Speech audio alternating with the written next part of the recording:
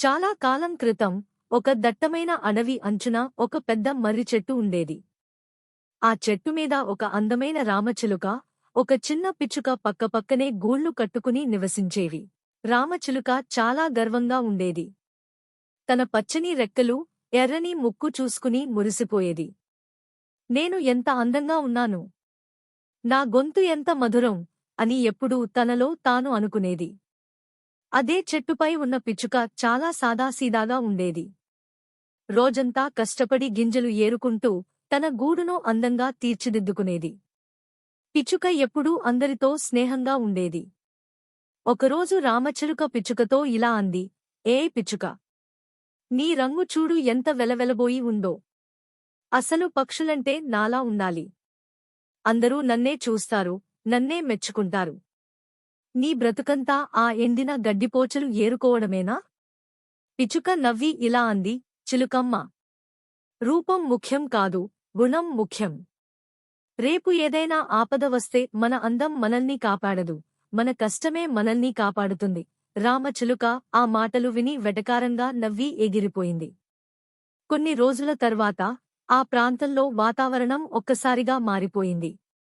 ఆకాశం నల్లటి మేఘాలతో నిండిపోయింది. భయంకరమైన గాలివాన మొదలైంది.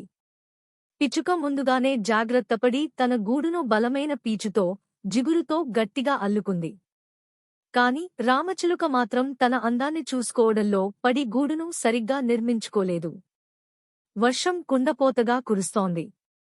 పెద్ద పెద్ద గాలులకు చెట్లు ఊగిపోతున్నాయి. రామచిలుక గూడు గాలికి కొట్టుకుపోయింది. వానలో తడిసి ముద్దై, చలికి వణుకుతూ ఆ రామచిలుక ప్రాణభయంతో అల్లాడిపోయింది. తడిసిపోయిన రామచిలుక దీనస్థితిని చూసిన పిచ్చుకకు చాలా జాలి కలిగింది. వెంటనే పిలిచి, చిలుకమ్మ! భయపడకు, త్వరగా నా గూట్లోకి వచ్చేయ్. ఇక్కడ వెచ్చగా ఉంటుంది అంది. రామచిలుక మొదట సంకోచించింది. తను ఎంత తక్కువ చేసి మాట్లాడినా పిచ్చుక తనకు సాయం చేయడానికి ముందుకు రావడం చూసి సిగ్గుపడింది. నెమ్మదిగా పిచ్చుక గూట్లోకి వెళ్ళింది. వాన తగ్గే వరకు పిచ్చుక తాను దాచుకున్న గింజలను రామచిలుకకు కూడా పెట్టి ఆకలి తీర్చింది. మరుసటి రోజు ఉదయం వాన తగ్గింది. సూర్యుడు వచ్చాడు. రామచిలుక పిచ్చుక కళ్లలోకి చూస్తూ ఇలా అంది. నన్ను క్షమించు పిచ్చుక. అందం ఒక్కటే ఉంటే సరిపోదు, కష్టపడే తత్వం మరియు మంచి మనసు ఉండాలని నువ్వు నిరూపించావు. ఈ రోజు నుంచి మనం నిజమైన స్నేహితులం. అప్పటినుండి ఆ రామచిలుక తన గర్వాన్ని వదిలేసింది. ఇద్దరూ కలిసి మెలిసి ఉంటూ, ఒకరికొకరు సాయం చేసుకుంటూ ఆ మర్రి చెట్టు మీద ఆనందంగా గడిపారు.